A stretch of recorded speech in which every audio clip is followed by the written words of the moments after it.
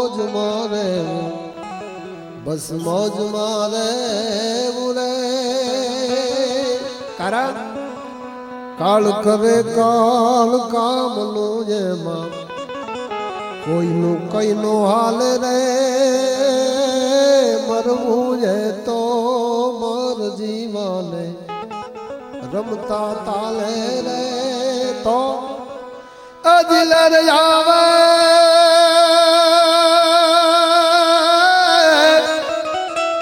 એલર આવે લાખ લાખ દરિયાની લૂંટતા રહેવું રે મોજ મારે મોજ મારે બસ મોજ મારે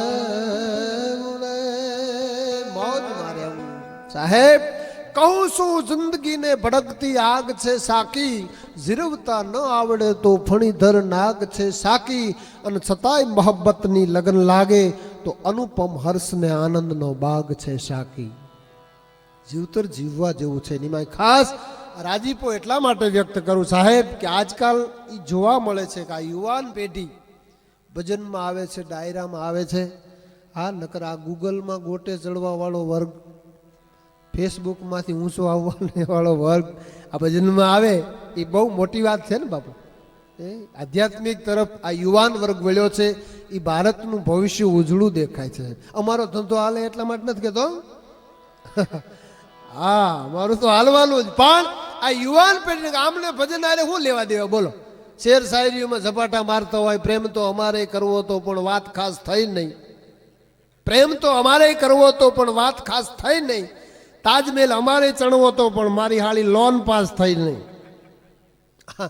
આને ભજનને શું લેવા દેવા આ સાહેબ હું અમદાવાદની અંદર એક યુવાન આમ બ્લેડથી હાથ ઉપર લખતો હતો ક્યાંક ઘાયલ થઈ ગયો છે ને આ યુવાન કાળ છે બને એમાં કાંઈ બહુ અચરજ પામવા જેવું વાત નહીં પણ બ્લેડથી લખતો તો લોહીની ધાર થાય ને મેં એને સલાહ આપી મેં કીધું રહેવા દે ભાઈ આ ધંધા ન કરાય ધનુર થઈ જાય દુઃખી થાય અને દવા લેવી પડશે તો મને કે અંકલ અમારા જવાનીના કિસ્સામાં તમારે મગજમારી નહીં કરવી તો મેં કીધું મરે બીજું શું કરીએ આમ આપણે બીજી તો સલાહ દેવાય નહીં પણ એ લખાઈ ગયા પછી મંડ્યો રોવા એટલે વળી મેં સલાહ આપી મેં તને ખબર હતી કે આમાં પીડા જ થાય આમાં દુઃખ સિવાય બીજું કાંઈ હોય નહીં તને મેં સલાહ આપી દઉં હવે હું કામ રોવે તો મને કે અંકલ દર્દ થાય છે એટલા માટે નથી રડતો તમે કે થયું હું મને કે એકચ્યુઅલી આમાં સ્પેલિંગમાં લોચો થઈ ગયો તમે કીધું વળી સ્પેલિંગમાં શું લોચો થયો મને કે અંકલ આમાં એવું છે ને કે પછી ઈ આવે પણ મારાથી ભૂલથી યુ લખાઈ ગયું લખતો તો કેટરીના થઈ ગયું કૂતરીના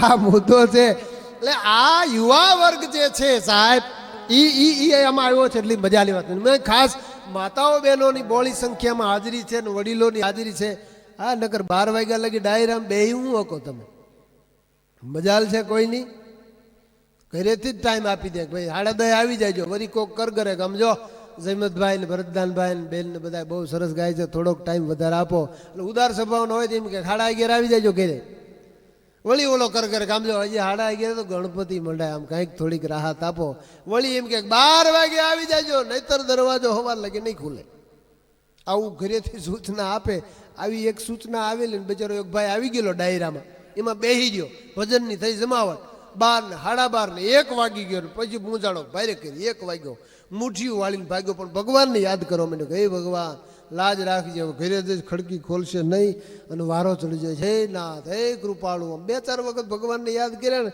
ભગવાન પ્રગટ થઈ ગયા બોલે હું મૂંઝાઈ ગયો અરે એ કે ભગવાન કીધા જેવી વાત નથી કે પણ વાત કરીને શું તકલીફ છે એ કે ભગવાન ઘરનું માણા માથા ભારે છે ભજનમાં જાતો તો મને કીધું કે 12:30 આવી જજો તો હું થઈ ગયો હવે 1 વાગી ગયો તો ભગવાન મુઠ્ઠી વાળી કે 1 વાગી ગયો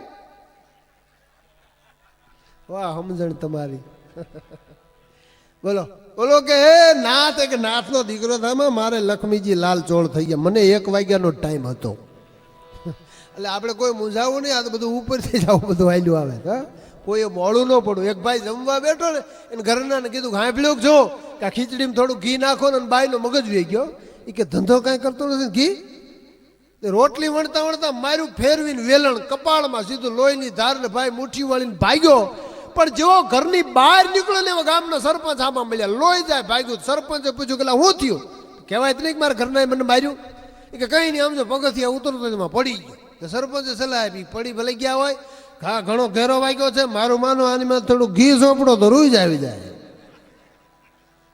એ કે આ ઘી જ ઘા કરાવે ભાઈ, આમાં આમાં આમાં ઘી. આ એક ભાઈ તો અડધી રાતે ઉઠ્યો ને ઘરનાને કીધું હા પીડ્યું શું ઊંઘ નથી આવતી. શું કીધું? એ કે ઊંઘ નથી આવતી. અને માથા ભાઈ એ કે ઊંઘ ન આવતી ને તો રાતે 10 મહેમાન આવ્યા હતા, જમીન ગયા છે, વાસણ ઉટક્યા વગર ચોકડી પડે, જાવ ઉટકી નાખો. તા તો ઓલો કે હું તો ઊંઘમાં બોલું છું. માતાઓ ઉદાર સ્વભાવના ઉદાર. મારો મિત્ર છે ગોંડલમાં, ઘરનાનો હાથ પકડીને જતો હતો. હવે સારું ચિત્ર જોઈએ એટલે અમારો સ્વભાવ મેં વળી વખાણ કર્યા. વાહ દોસ્ત 15 વર્ષ થઈ ગયા તને લગ્ન કરે તોય તને તારી પત્ની પ્રત્યે આટલો પ્રેમ છે. મને કે ઈ જ તારો વેમ છે. અરે મોટા ભરી બજાર વચ્ચે હાથ પકડીને જા, પ્રેમ નહીં બીજું શું. મને કે મૂકી દઉં તો હાડીની દુકાનમાં ઘરી જાય છે, ઝાલી રાખી છે ને. એવા એવા એવા બિચારા ભંગાઈ ગયા. તમે જો એક ભાઈ ઘરે આવ્યો ને ઘરના કહેતો સાંભળ્યું શું કે આજ બજારમાં હું જતો તો માર પછાડ હોન્ડા લઈને કે સામેથી એક ગધેડો માર પછાડ આવતો એમ કે એ ટોપે ટોપમાં હું ટોપે ટોપમાં. મેં ગધેડાને જોયો પણ ગધેડાએ મને ન જોયો. મેં બ્રેક મારી પણ ગધેડાએ ન મારી. આમ જો હેન્ડલ માથે થઈને ગયો. હજી આટલી વાત કરીને તા એનો છોકરો નાનો રમતો રમતો આવ્યો ને એને એની મમ્મીને કીધું મમ્મી રસોડામાં બિલાડી ગઈ. એની માં કે બિલાડી ભલે જઈ, પેલા ગધેડાની વાત સાંભળવા દે. અમુક લાંબી વાઈટ ના હોય, મોડા ફૂટે, અમુક ઘરે જઈને સમજાય. એટલે કહેવાનો મારો મુદ્દો એ છે સાહેબ કે આ બધું કઠણ છે, આપણે કઠણ થવાની જરૂર નહીં સાહેબ. એમાં ખાસ અહીંયા સંતોની હાજરી છે, યુવાન વર્ગ છે, વડીલો છે, માતાઓની હાજરી છે સાહેબ. અને આ સંતનું સાનિધ્ય છે. મેં અગાઉ કીધું એમ સંતનો સ્વભાવ છે એવો જનેતાની ગોદના જેવો સાહેબ. પારસ મળીને અડવું પડે સાહેબ. સંતનો એ સ્વભાવ હોય, સરળ સ્વભાવ હોય સાહેબ. પોતા જેવા બનાવી દે, ગમે એવો હોય પણ સંતના શરણમાં એક વખત વહી જાય સાહેબ, જીવતરનો ફેળો ફરી જાય. ગમે એટલા પાપ કર્યા હોય, ગમે એવો સ્વભાવ હોય.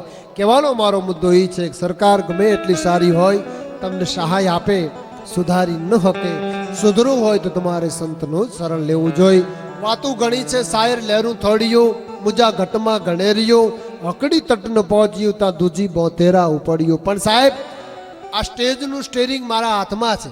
તમે કોઈ પણ બસની મુસાફરી કરો, 52 પેસેન્જરની બસ હોય, હા એમાં છે ને કંડક્ટર હોઈ જાય ને તો એકય ટિકિટ ન ફાટે. 52 પેસેન્જરની બસમાં કંડક્ટર સુઈ જાય તો એકય ટિકિટ ન ફાટે. પણ જો ડ્રાઈવર જોલું મારી જાય તો બધાની એક હારે ટિકિટ ફાટી જાય ને, એ અમદાવાદની નહીં ઉપરની. એટલે આ સ્ટેજનું સ્ટેરિંગ મારા હાથમાં છે. એટલે ક્યાં ટકવું ક્યાં અટકવું આટલી જો માણસને ખબર પડી જાય પછી એને ન પડે ભટકવું. બ્રોબી આવ્યા, મને કીધું કે ભાઈ કાંઈક એવી વાતો કરો. ચોક્કસ બાપ આગળ ઉપર સમય એને અનુરૂપ મારે વાતો કરવી છે. સંતનું સાનિધ્ય છે પણ એક રાઉન્ડ બધાનો આવી જાય. એટલે ભાઈ વડીલ કહેતા હતા 2 કલાકાર કોઈ આપના પણ છે હે? હા લાખાભાઈ અને બીજા ભાઈ એ બંને કલાકારો સ્ટેજ ઉપર આવે. પેલા આપણે બેનને વિનંતી કરી કે સંતનું સાનિધ્ય છે, ડાયરો આવો લહેરમાં છે. એ બંને કલાકારો પણ સ્ટેજ ઉપર આવી જાય બાપ. અને ત્યાં સુધી આપણે બેનને વિનંતી કરી બાપ કે કાંઈક એવા ભજનો, એવા ગીતો, સુંદર મજાનો કંઠ છે, નાની ઉંમરમાં બહુ સારું લોકસંગીતમાં જેણે નામના મેળવી છે. અગાઉ મેં કીધું એમ કાગા ક્યાં લેત હૈ, કોયલ ક્યાં દેત હૈ, પર મીઠી બોલી બોલ કે જગ અપનો કર લેત હૈ. એવી જ એની મીઠી વાણી છે. કોઈ પણ ગીત, કોઈ પણ ભજન, કોઈ પણ ગઝલ જેમના ગળામાં રૂડું લાગે. બેન શ્રી લલિતાબેનને વિનંતી કરું કે બાપ આવો. આપની જોરદાર તાળીઓ છે. બેન શ્રીને વિનંતી કરું બાપ.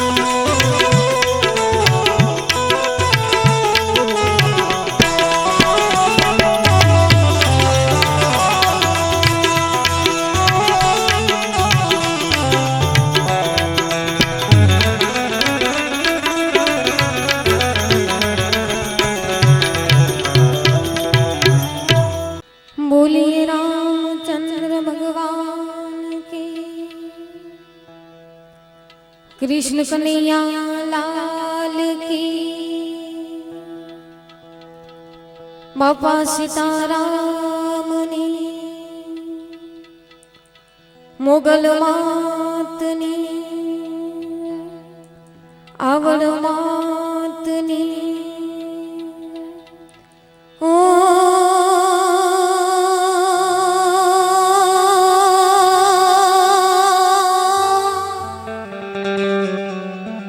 नम पार्वती पते हर हर महादेव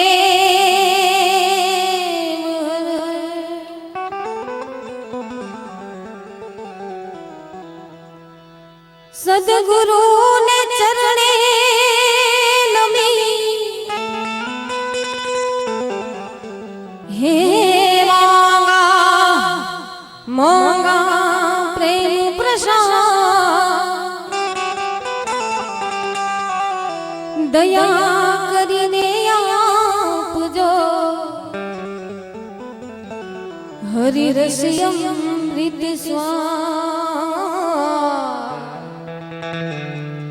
दया करीने आपजो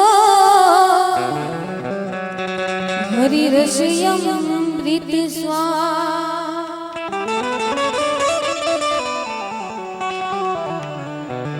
केम के गुरु नी दया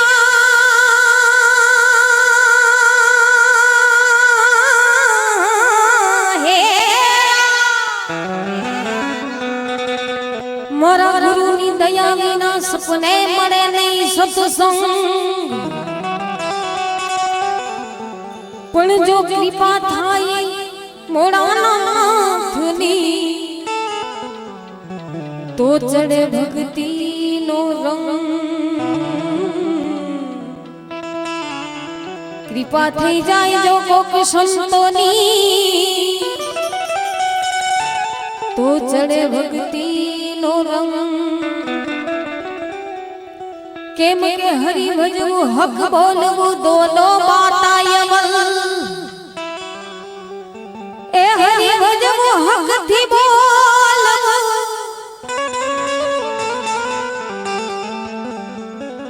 ए भाई दोनों दोनों बाता यमल ई नर ने कदी नो उतरे आठों पोर यमल नर ने कदी नो उतरे भाई आठों पोर यमल केम के गंग भंग दो बहन है रहती शिव जी के संग गंग भंग दो बहन है भाई रहती शिव जी के संग तरन तारणी मोगंग है भजन करने को भंग तरन तारणी मोगंग है वो तो भजन करने को भंग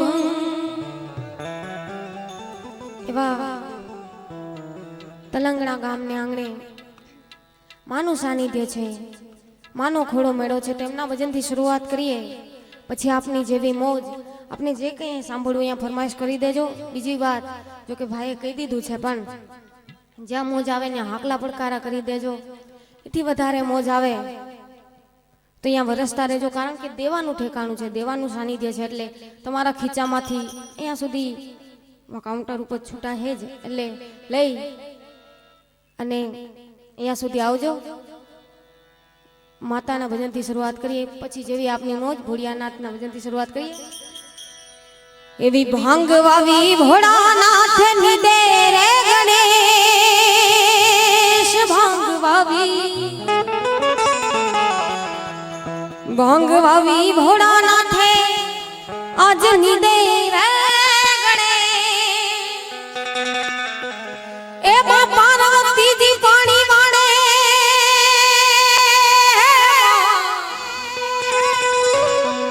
એ આજ પાર્વતી જી પાણી વાળે छुटा मेली केश अगड़ बम अगड़ बमड़ा वगे डमरू नाचे सदाशी आगे घेरो नाचे सदाशी आगे घेरो यगड़ बम दात मांगे डमरू यगड़ बम दात मांगे डमरू पार्वती नो